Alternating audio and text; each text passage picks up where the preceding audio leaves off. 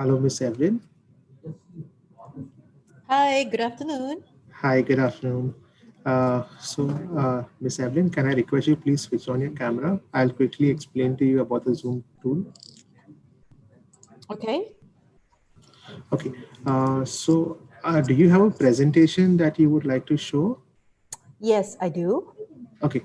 Miss Evelyn, this particular session of yours will be telecasted on a online expo that is happening simultaneously from 1:30 onwards. Okay. Okay. So here you will find no attendees here. Okay. But you will, because you're being telecasted on our online platform, which starts from 1:30. All right. In case you are speaking and you realize that you need to mute for a moment, so there's a toolbar right down. So you can mute yourself or unmute yourself. Are you able to see that? Yeah. Okay. Uh, there's an option to share screen. So since you have a presentation, uh, if you click share screen, it'll open up a window, and on that window you can select your presentation and then have it played. Mm-hmm. That's Yeah. fine. Yep. Yeah.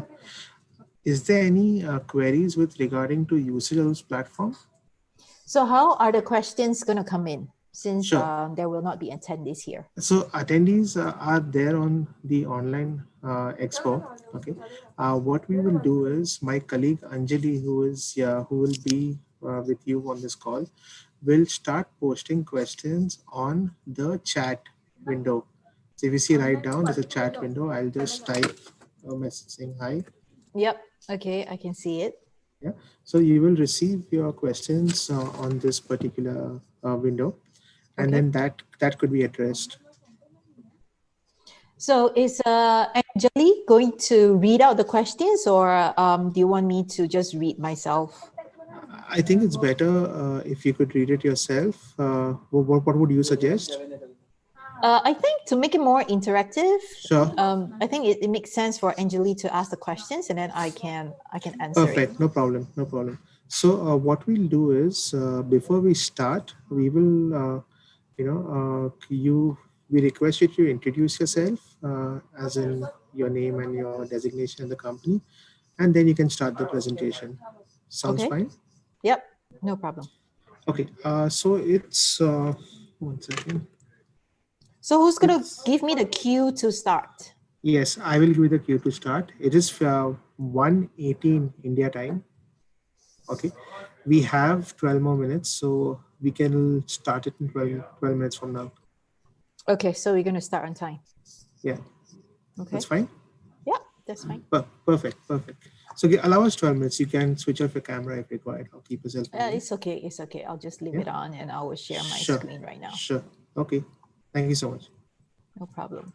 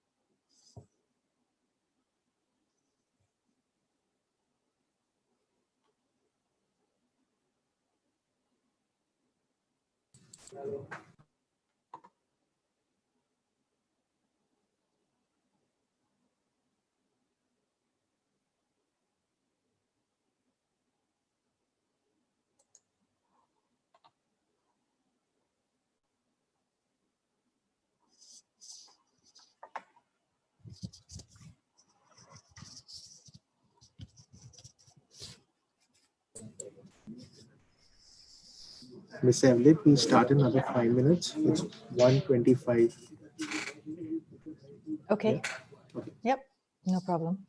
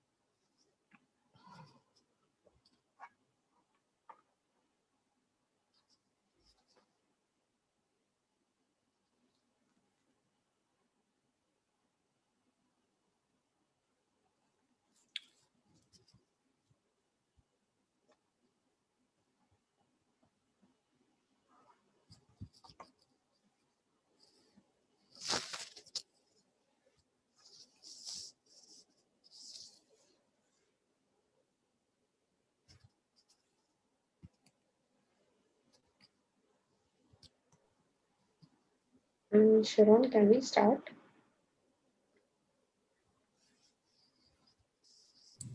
Anjali, it is 2 more minutes. Okay.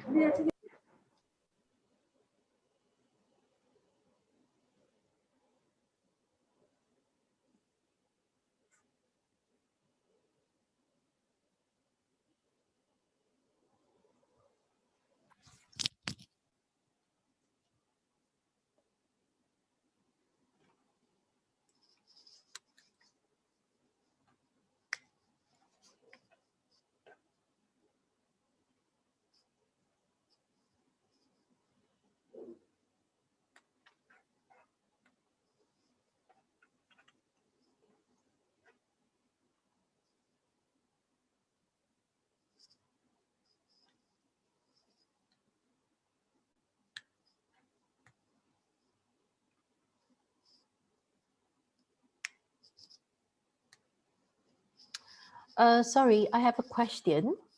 Does the audience know that they are able to ask questions in the chat box even when I'm presenting, or do I have to explain that?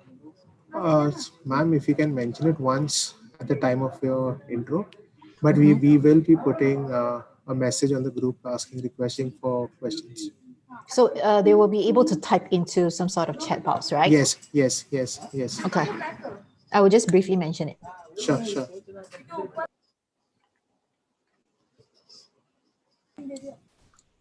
We could start, ma'am, once you're ready. It's almost time. Yeah, I'm Yeah. ready anytime you want. Yeah, we could One start. more right away. minute. Oh, I can Yeah. start?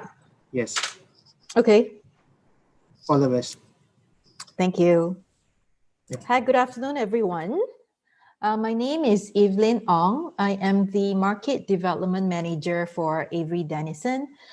Today's presentation is on digital transformation powered by RFID.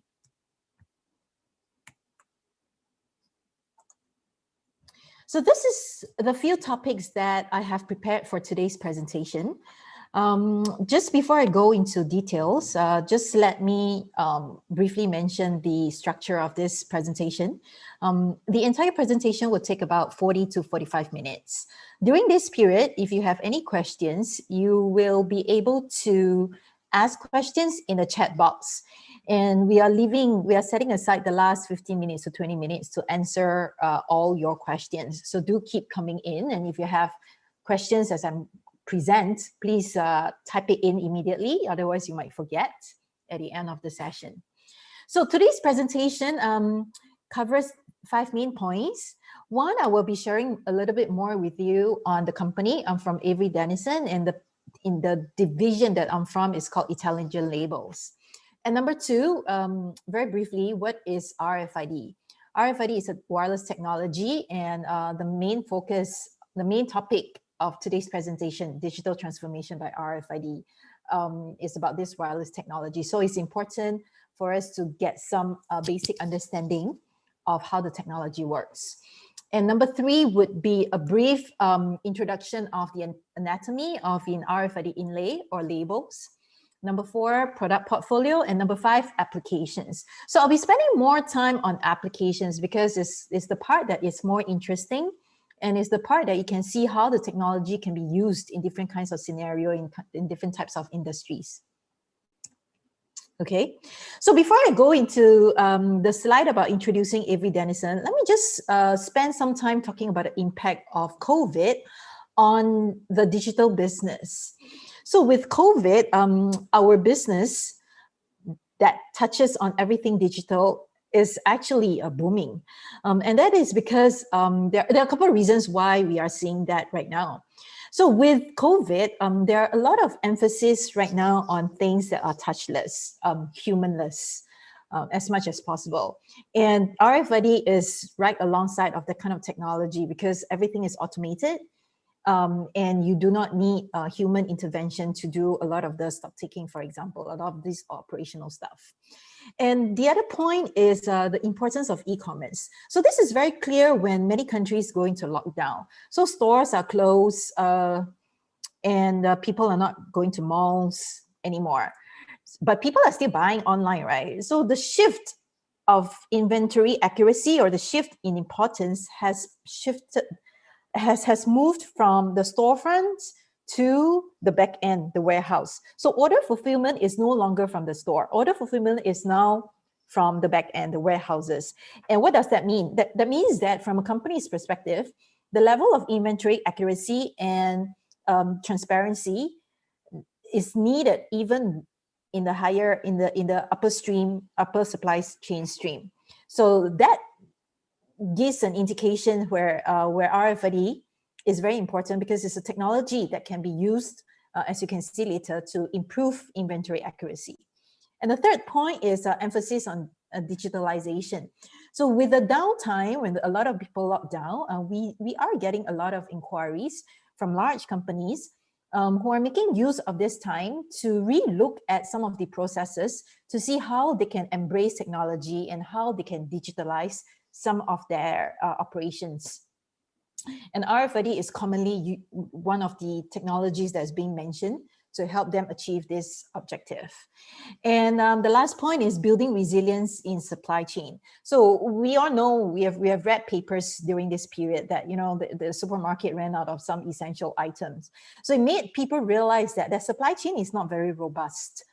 So one good thing about from COVID is that people are realizing that they need to build resilience in the supply chain. They need to build some level of redundancies in the supply chain. And because of that, they need to have better visibility of all the inventory that they have within the supply chain. And again, that's where RFID comes in very nicely.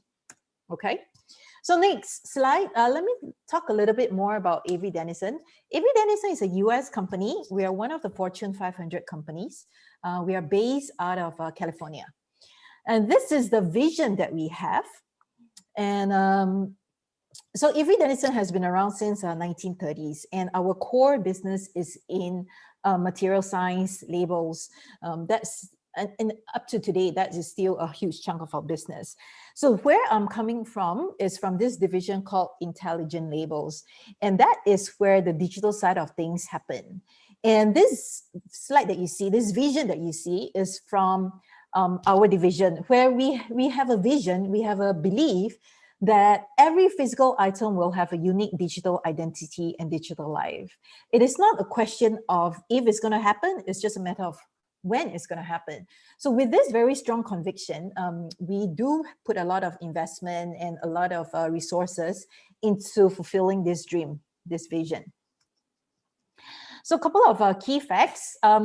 We have been working on RFID for more than 20 years. And as of today, we are one of the most senior company in the world with the most experience in this industry. And as a result of that, we have very good engineers, R&D capabilities in the entire industry.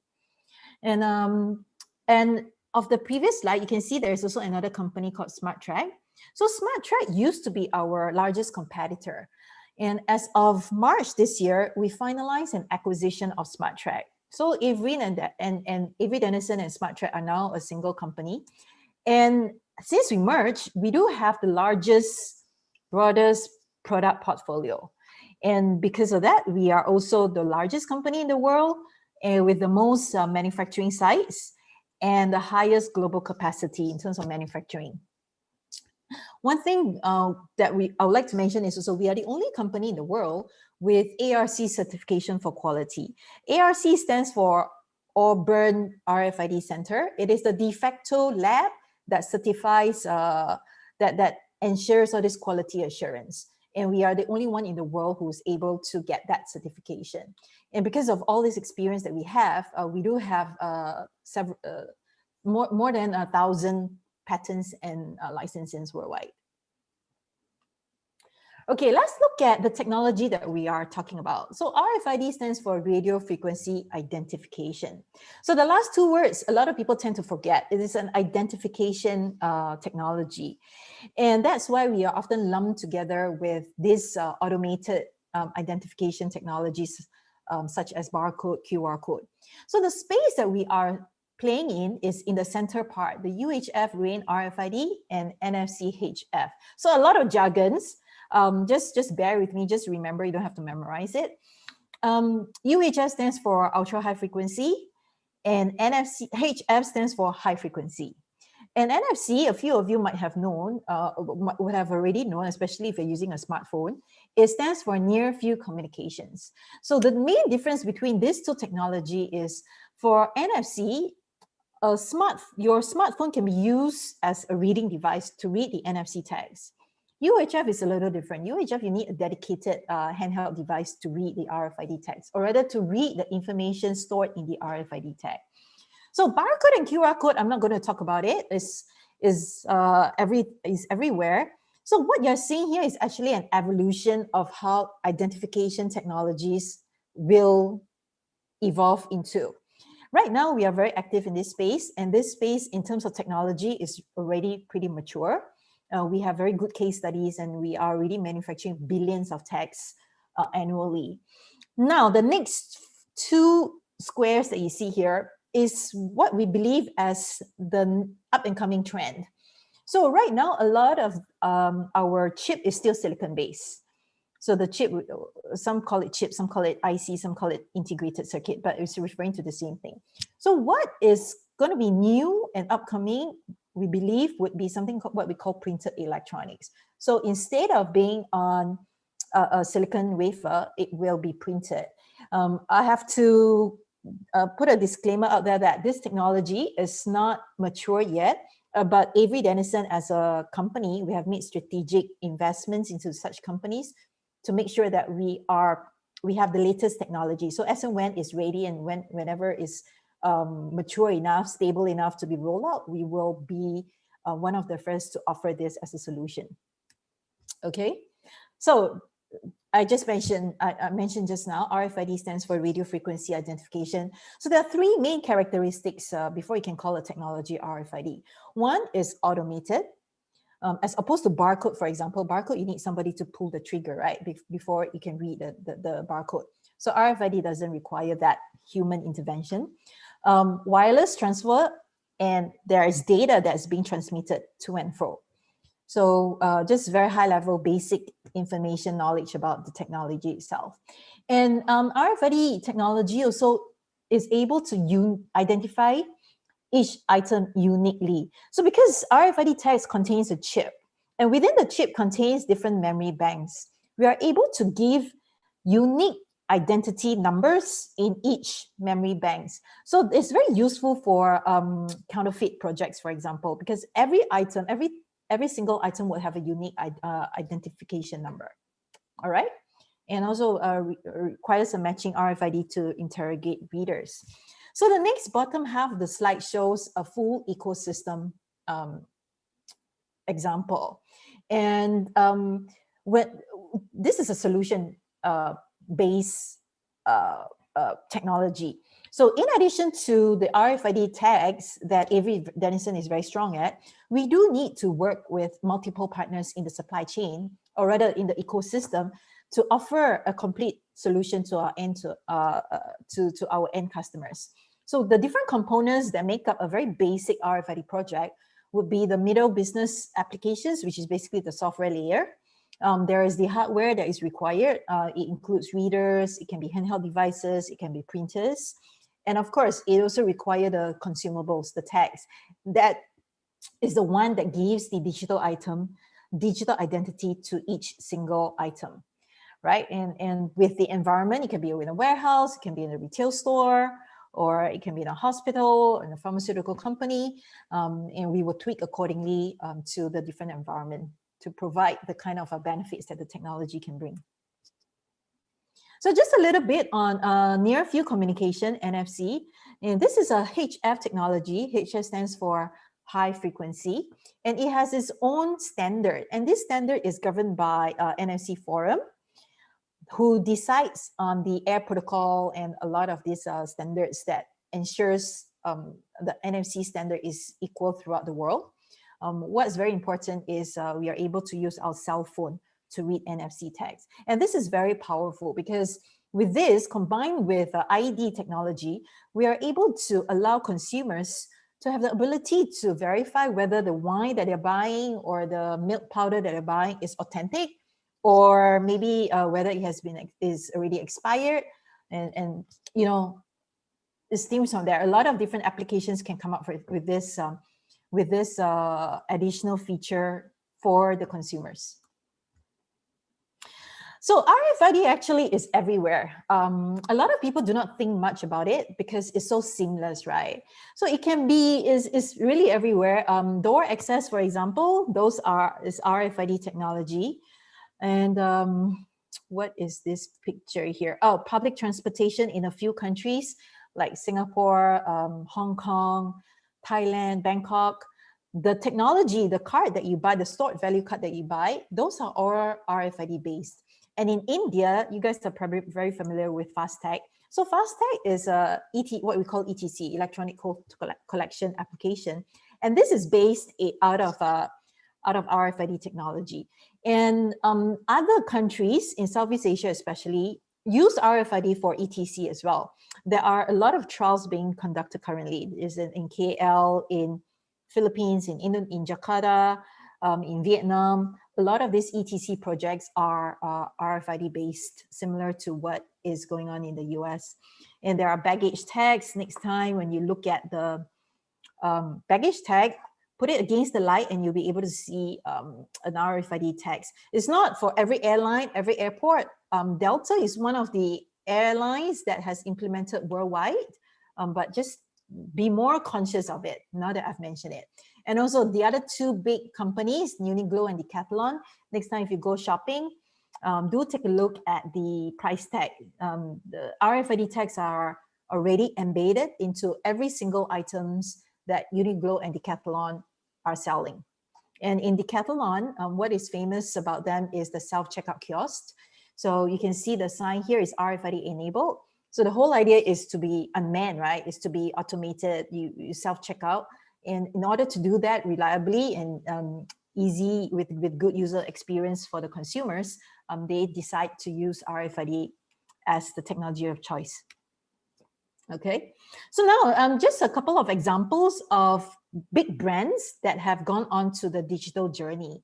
In India, you guys are probably familiar with Myntra. So Myntra is one of our biggest customer in India who understood RFID and have implemented in some levels of RFID in their supply chain.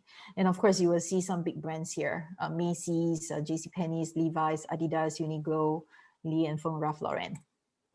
All right. So what is it about this technology? Why is it so popular? And why is all this big brands putting in so much resources and investment into this technology? And that's because this technology, as I said just now, is really pretty mature. It has been around for 20-something years. And a lot of companies are already experiencing positive ROI.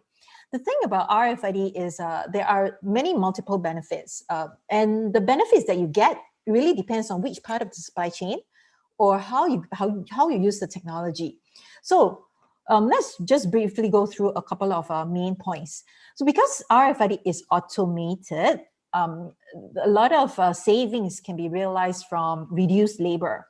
And you know, there are a few countries, especially in the US or Japan and Singapore, where labor cost is expensive. They are using RFID to replace a lot of those work that are typically handled by humans. Not only is it more cost effective, it also increases the level of accuracy. And there is improved productivity in fixed asset management.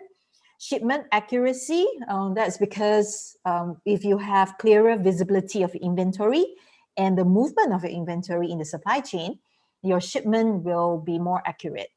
And you'll be happy and your customer will be happy.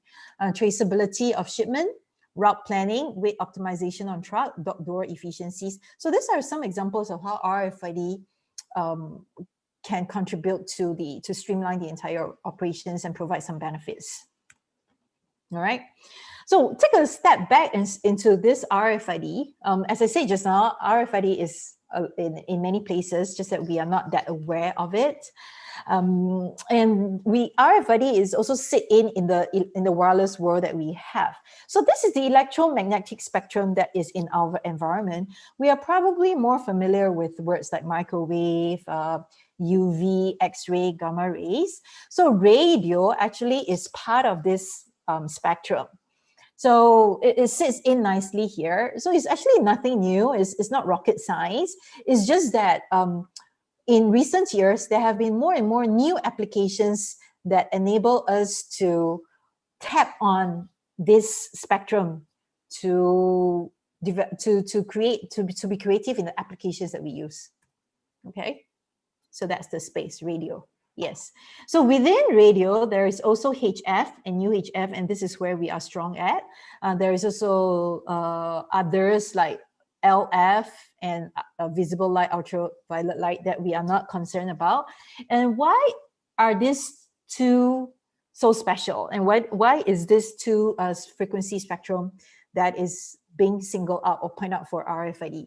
And that's because as with every single radio spectrum, the wavelengths are different, which gives rise to properties that are different. So when properties are different, the applications tied to it will be different.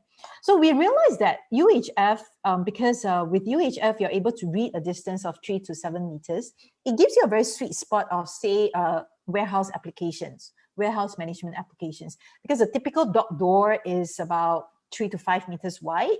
So if you put antennas on the side of the dock door, it will be able to read reliably in the kind of environment.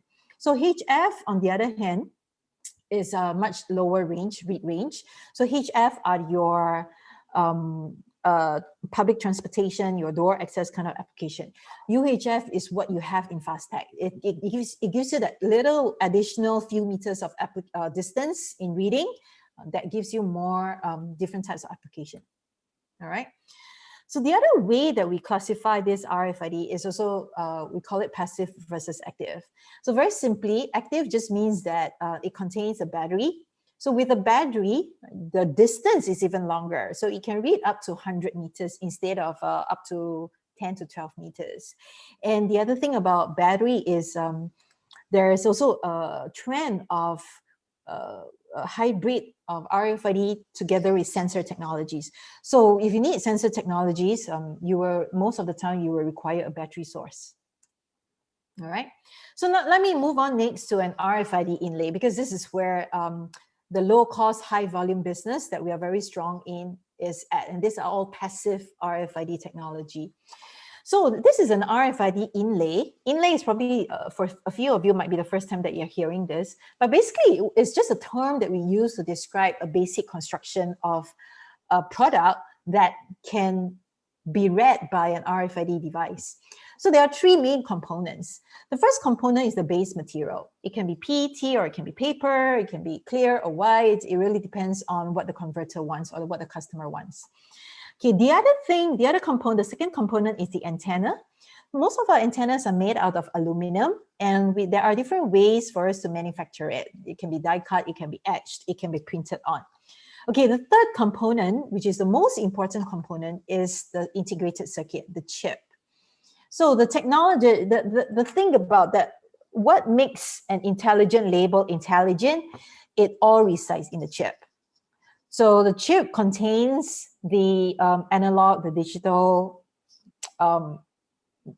circuit, the memory size, the memory banks are all in there. The different features, the security features are all in there. So the chip is very small, it's smaller than a grain of sand, but it's the most important component. And when we always tell customers, right, when they convert into a label or they manufacture into a hard tag, for example, the most important part is to make sure that the chip is well protected, because once the chip is compromised, the data in there might be compromised as well, or the performance will be compromised. So very important to take care of the chip. Now, what do we do with the chip? So this is what we call an RFID inlay. So what we do, or what the converters do, is they will use a traditional label, a plain white label. Sometimes you'll see barcodes on it. And the converters will be able to convert, or rather they'll be able to merge both types of labels in it to become what we call an RFID label. So the RFID label is what you see today in Uniglow. So the RFID inlay is usually embedded inside, because most customers do not want it to be that visible. And in addition to RFID, you will also have the barcode and the visible information data that you have on a typical label. All right. So the next few slides is to introduce the different kinds of RFID inlays that we have. I'm not going to go into details, but I just want to highlight the different categories of products that we have.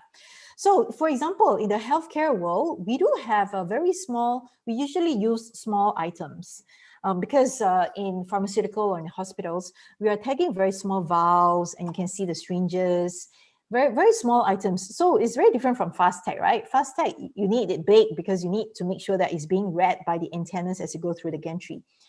But in the pharmaceutical world, most of the items that we're tagging are very small. So we do need small tags. So we do have a range of small tags, and also different vertical sectors, different applications, different industries. We do have different range of products. If you're not sure, just talk to one of us and we'll be able to provide some guidance as to which are the suitable inlays for your project, for your application. The other type of products that we have is what we call specialty products. So we have a large R&D division, and we are always trying to create new stuff, trying to prove people wrong that it cannot be done. So one exciting creation that we have developed is microwave inlay. Why is it such a big deal? So remember in my previous slide about the anatomy, the antenna is made of aluminum. Aluminum, if you put into a microwave, it will spark, it will start a fire, right? So the thing is, we developed one version which is still aluminum based, but it does not spark a fire in the microwave. So it sounds very simple, right? But it took us a few years to develop this product. And the reason why we spent years and resources to developing this product is because we have very specific customers who want it. So one of our biggest segment is in the food industry. And a lot of food industries is also moving towards kiosks, vending machines, RFID vending machines. And everything is automated, meaning that the vending machines with RFID antennas will be able to read the tag, every single tag in the vending machine. And a lot of these items are ready-made meals where you just buy and then you put into microwave and you eat it. So, and if you don't have this, if you do not use a specialty tag, if they put in a traditional standard inlay, what's going to happen is it's going to trigger a lot of fire in, in different microwaves, and convenience stores, corporate pantries are the companies that are requesting for this product. The third category of product that we have is what we call sensor-based product. So this is the higher end one, but it provides more information about the item that we are tagging. So RFID provides the identification number. So sensor-based products will give you additional information, such as how it is, the status of it. So for example, we have a moisture sensor, we have temperature sensors. If we combine a sensor together with the ID, we will be able to know, for example, a shipment of temperature sensitive items, say a vaccine, from the point of manufacturing to the warehouse to the distribution center. It will be able to capture the temperature as it moves along the supply chain. So that kind of information is very powerful. And that's why we have sensor-based technology as well. Okay, next I will spend more time on healthcare. Let me look at the time. Yes, we do have good time. So I'll touch on three main sectors that we are strong in, and I'll just provide a snapshot of the others that we are very active in. But because of time limitation, I will not go into much details. So one of the key sectors that we have is in healthcare.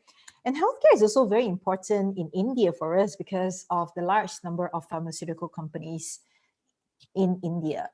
So healthcare is a multi-billion industry, as you know. And for us to understand this market, we actually have to subdivide them into smaller segments in order to really understand the problem statement, to understand the applications in each of these segments. And each segments are very different. The type of problems that they have, the types of items that they have, the process is also very different. So the 5 subsegments that we have identified are the primary care. Primary care are what we classify as hospitals or cancer centers or diabetic centers and things like that. And within primary care, there are also different applications where RFID can be used. And these are not new to us, right? There are a lot of case studies. This, as I said, RFID is very mature. There are pockets of people using RFID in certain level in each of these subsegments, in each of these applications. So patient identification, medical equipment, where you're able to put location, maintenance status in the chip itself. RFID is also very good to use for inventory management. So there's a lot of inventory in a primary care setup. There's the consumables, there's and with the inventory, you're able to check on the sterilization status, expiration date management, and so on and so forth. And people are also looking at RFID to see how they can improve efficiency in the operating room, vital sign management, laundry for linen management as well. In the pharmaceutical world, it's also very closely related to inventory management. But the problem statement, the problems that pharmaceutical companies face are different from what the hospitals face. In the pharmaceutical world, very typical questions. Counterfeit. There are a lot of counterfeit drugs floating around in the supply chain. diversion problems as well. So diversion, it just means that it is the same product, but because of some arrangement or some agreements that they sign, the same set of products is sold at different pricing to different parts of the world. So because of that price differentiation, there is a lot of diversion activities where vendors or vendors who are able to purchase at the lower price, they will be able to sell to the state of a higher price. So that is very common. Pharmaceuticals also have to manage the expiration date, and sometimes there are recalls.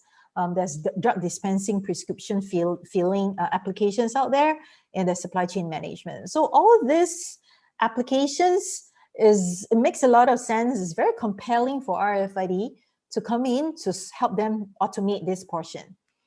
Next is the medical devices, and this is actually initiated by the US.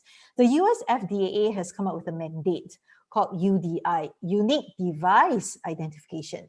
So what it's saying is the devices used in the US, they have to give themselves a unique identification. So this initiative started by FDA has gone on a different life of its own. There is different standards. So we're also looking at how RFID can be used to manage these devices. And then the fourth point is a laboratory and some other services like blood bank, insurance, control materials, substances, lab equipment, tissues tracking. So this space, there is also a big need for RFID because it requires accurate tracking of your items. So as long as you have that requirement, RFID will come in very well. And the last point is a secondary care. Secondary care will be what we call like the nursing homes, the retirement village, where also require RFID, but to a certain extent. All right. Now, where RFID can help, I'll just give a quick summary as to why RFID is so important in the pharma and healthcare space. So the three problem statements that we have would be the three most common problems that this industry face are the incomplete supply chain visibility. And once you do not have clear visibility of your supply chain, you will get into problems of counterfeit. Because counterfeit is usually a supply chain problem in a way that the fake drugs are able to intercept into the legitimate distribution channels. Product diversion, product loss, manage your out of stock and your recalls process. And asset management as well, incomplete visibility of assets. So I was involved in one of the projects I used to live in the US about 10 years ago, and one of the projects I was involved in is in a hospital setup, and they want to use RFID to keep track of their assets. And the reason why they need to keep track is because they're keeping track of all sorts of assets that range from XXL wheelchair, because US, there's a lot of big size people, and there's not many of them sitting around. They're also keeping track of infusion pumps. So these infusion pumps are very small items, not very expensive, but is an asset, is an item that when they need it, and they don't want to spend too much time locating it. So whenever they cannot find it, the nurses, so it's a very unproductive every time they couldn't find it, right? So this triggered a kind of behavior among the nurses where they will start hoarding it. They'll get all these infusion pumps and they start keeping it in within their ward. So a lot of shared items, shared medical equipments, people are looking into it to implement RFID to get visibility of the last used person or last seen based on the solution. Yeah, so because the nurses are hoarding it, the hospitals have to keep buying more and more infusion pumps. So that's why they want RFID to give them some visibility of where the assets are. And also, last point is connectivity and access to drug takers or patients at home. And right now, if you buy a draw, there's all those leaflets that's being folded to like 100 pages, and you have to unfold it to read. So that's very difficult. And now we are trying to make it digital so that you can expand on your phone, or you can download and stuff like that, right? And these days, people are also marrying it together with apps so that they can have some useful features like sending reminders and telling you giving you instructions on how to take the drugs. Okay, so the next sector that I'm going to talk about is the beauty sector. Beauty sector in India is also a pretty big sector, and worldwide we do have a couple of case studies, a couple of big brands that are looking into it. And the beauty industry is in a way fairly simple because they have two main problems. Problem number one, inventory accuracy. The inventory accuracy in the beauty industry is actually pretty bad. Based on our research and statistics, inventory accuracy in the beauty world is only about 30 to 70%. So that's actually very high level of inventory accuracy. And we believe that part of the reason why the inventory inaccuracy is so high is because in the beauty segment, the margins are higher. So when the margins are higher, there's a tendency that it's okay if they have some missing shipments, they will make up for the rest in that, right? But things are beginning to change. People are more cost conscious. People, and it's not just a matter of dollar value, right? And as people move to e-commerce, they need to know if they do have specific colors, the different shades available in individual retail store or the fulfillment house. And beauty belongs to this category of products, what we call as a low substitution. So what we meant by low substitution is if you go to for example, shoes is also another example of low substitution. Low substitution products are things that look similar, but just because they are little different, you will still not get a sale. For example, a size 8 shoes looks exactly like a size 8.5 pair of shoes. But if you are a size 8 person, you're not going to buy size 8.5 or 7.5 if there is no stock. So from a retailer's point of view, that is a low substitution product, meaning that you cannot substitute with something else. So beauty is in that same category because, women, right, we use foundation. If I'm a 02, then if 02 is not available, they don't have it in the store, I'm not going to buy 03 or 01. It's not my skin tone. So I'll walk out of the store empty-handed. So that kind of scenario is very bad for retailers because that is a loss of sale for them. So supply chain, inventory invisibility is very important for beauty companies, right? And also shrinkage. Shrinkage problem is also the second biggest problem that beauty companies face these days, right? And because of that, RFID, again, is very much used for inventory management. We'll be able to help them resolve these problems. And I just want to mention the use of NFC, because NFC, again, give you the ability, as you can see from the picture, using your cell phone to tap on the NFC tag, and you'll be able to read all this information. Not just reading information, it's not just for education, but it also allows some interaction between the consumer and the brand owner. And if you're just using barcode, the other thing that the other feature that is interesting is what they call post sale. So after they purchase the product, there was the kind of interaction that is possible with NFC still continues. Like maybe they will be able to push out reminders or questions or information asking them to put a review 1 month after they use the beauty product. So this ability to be interactive between consumers and brand owners are very important, and that's why they are all looking at NFC to enable that. Okay, the third segment that I will touch on is on food. So food is also one of our strongest, biggest industry worldwide. And that's because there are a lot of trend and a lot of changes in how we consume and how we buy things in the food world. So just let's take a look at a couple of the trend and pressures that are driving adoption of RFID in the food industry.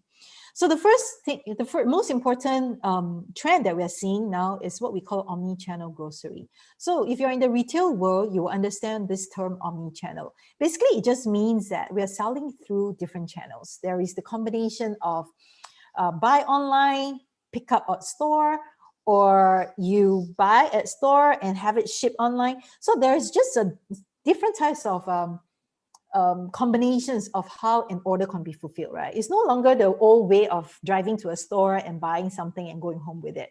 Right now, it is very complex. And it just means that the person managing inventory in the back end has gotten very complex. And if you think about it, this problem is actually very big for big countries like US, or maybe to a certain extent India. The need for visibility in each state is more important as companies move towards omni-channel. And then there's speed and efficiency. There's a lot of delivery options online. And even for myself, right, I would tend to compare whether I'm buying from Lazada or buy from Amazon, and not just pricing, but whoever can deliver faster. So consumers are being more demanding, and the need for the retailers, for food retailers to react the same way it has gotten a lot higher. So there's also the sustainability portion, where there's a movement to reduce food wastage, labor shortage. So that's why all this automation is very useful for them. And new store models, what we meant by new store models are unmanned convenience, mainly unmanned convenience store. So a lot of people probably, most of you probably have seen that video by Amazon Go, but there are also many types of Amazon Go-ish convenience store that doesn't need any cashier, everything is automated. For it to work seamlessly, there's usually a combination of different types of technologies at work. And RFID is one of the technologies that's being used. And it is usually for product identification. And as I said, automation and know your product and know your product and consumer engagement is similar to what I just described. Consumers are being more and more demanding. And if I'm paying more for organic food, for example, I want to know that it really is organic. I want to see the certificate on my phone. I want to make sure that they are purchasing from sustainable source and is good farming practices and so on and so forth. All right. And just one slide just to give you an overview of what is common in the food industry. And there's something called farm to fork. And that is, well, there are a few restaurants, right, that talks about providing a farm to fork experience. But in the RFID world, we use this term as well, farm to fork, to indicate that we are able to track the ingredients, the source of food, all the way from the farm, be it fruits or be it vegetables or be it meat, to the processing plant, to the distribution center, to the convenience store, all the way to the consumer. And once you're able to track, it means that you're able to trace too. So in events that there are recalls or problems that needs that kind of information, you will be able to do it very conveniently because everything is digitalized. So that's all I have. Just a couple more slides to share with you what are the other vertical sectors that we are very strong in, very active in. Well, the largest volume that is keeping our factories busy is the apparel industry. So the slide that I show with all the big brands like Adidas, Uniqlo, Decathlon, it is all part of this wave where apparel brands have really understood this technology and understand the benefits of it. So a lot of them have already started roll out of the technology in some levels of implementation. All right. In addition to retail apparel, there is also the logistics sectors that are looking at using RFID to streamline their processes, especially if a lot of things can be automated. They would like to see how the upstream and the downstream flow can be more efficient. And automotive, a lot of segments, a lot of different types of applications in the automotive world. Fast tech, for example, is one of the applications, ETC, electronic toll collection. But beyond that, there is also a lot of different applications in the automotive world. In the car manufacturing portion, a lot of automotive companies are using RFID to tag their spare parts, to manage their WIP, as well as to make sure that, you know, as this goes onto the car, they're also able to do, they have full visibility of the inventory of the spare parts that goes in the car for recall purposes, similar to the healthcare industry. Finally, we are also very strong in the aviation industry. Before COVID hits, we are supplying hundreds of millions of RFID tags to large airlines who are looking at, who are tagging with that bag tags that you see to provide, one is to ensure that the process, the baggage management process is more efficiently, and also to provide additional information for the passengers to make it more interactive and push more information out to the cell phone. That's all I have. This is my email, and TK is my colleague covering India. So if you have any questions after this webinar, feel free to drop us an email. And now we will move on to Q&A.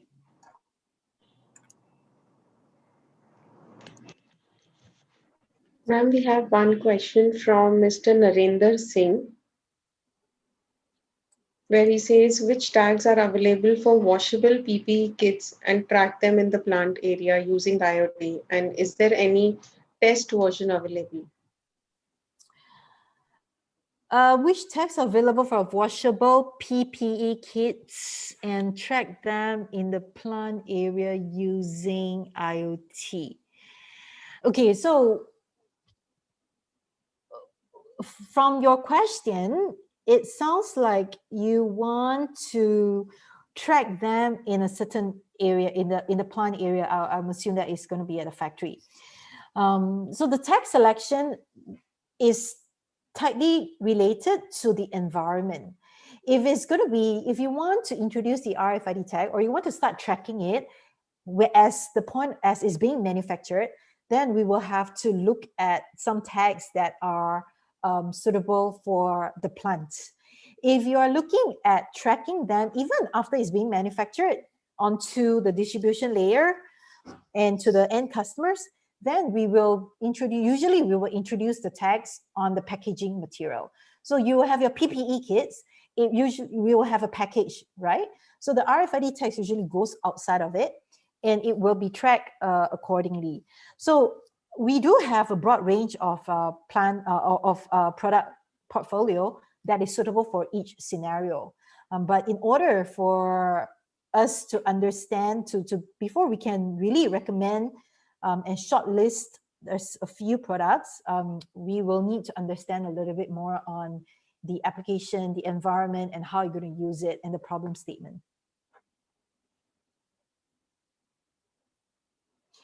So the next question is it possible to receive the slide deck for this session? Yes, the answer is yes. I'll be providing the PDF version to the organization, to the organizers, and they will be sharing the slide deck with the people here. Am I correct, Sharon? Yes, Evelyn. Okay, thank you. Sharon, any more questions?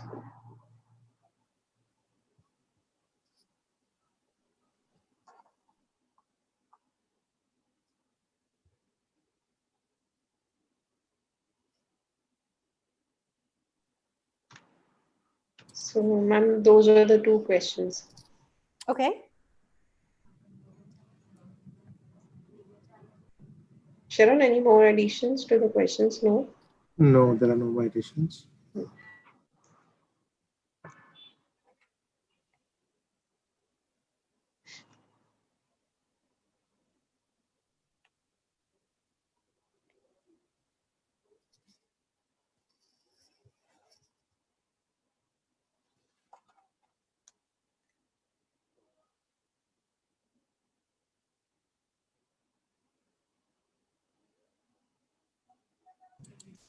So I guess we can call this session to an end because there are no more questions now. Yes. Is that fine? Yep. Yes, that's fine. Just let me copy that email address. Email address, Sure. yes. Yes. So I can follow up with that. All right. Okay. Okay. Thank you. Thank you very Thank you. much. Thank you. Bye.